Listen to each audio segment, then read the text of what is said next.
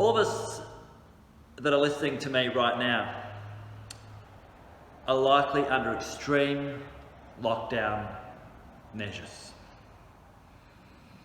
And if we'll all be honest with each other, we are finding this really, really hard. And as time goes on, it's going to be a great challenge for us to stay positive. So I thought that I would do a series on 10 lockdowns that are in the Bible. And in each one of these lockdowns, we're going to look at a lesson that God teaches his people. Today we're going to look at Noah, who finds himself locked down with his family in an ark. And the lesson that we're going to learn from this lockdown is to wait for God's perfect timing. Now, please read in your own time, Genesis chapter 8.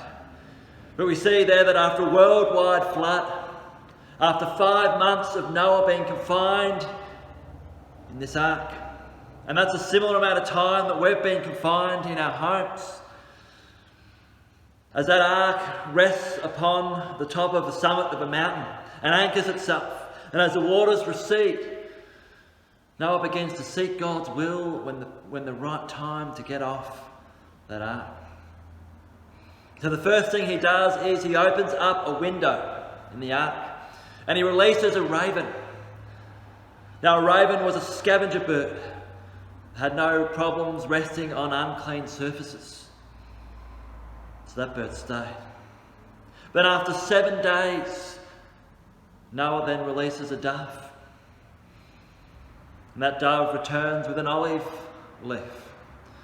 This showed Noah that there were olive trees that had just begun to grow on the mountainsides. But after another 7 days, Noah releases that dove again. It never comes back. This tells Noah that there was vegetation on those mountainsides. And it was dry enough that was sufficient for birds to live outside of the ark.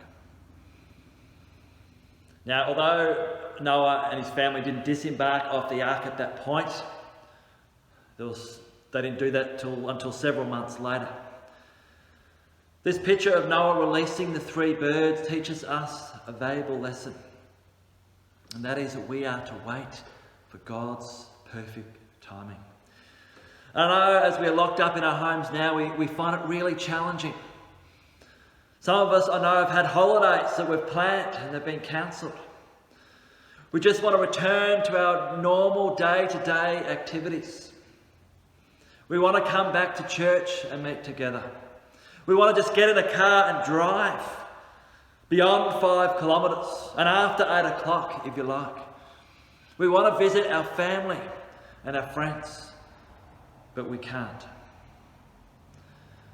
But may we draw encouragement from this story, that just as Noah had to wait for God's perfect timing, may we too wait for God's perfect timing to be released from our lockdown, from our confinement. Again, may we wait for God's perfect timing to be released from our lockdown here in Melbourne.